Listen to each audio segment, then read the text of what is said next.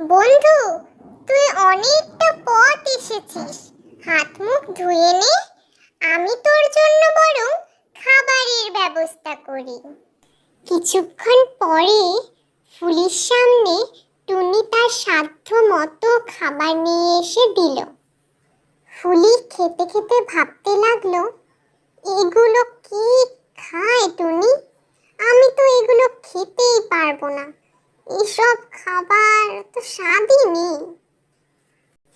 ফুলি কোনো রকমে খাবারটা খেয়ে চলে যাওয়ার সময় টুনিকে বলল, ভাই, সামনেই তো আমার জন্মদিন।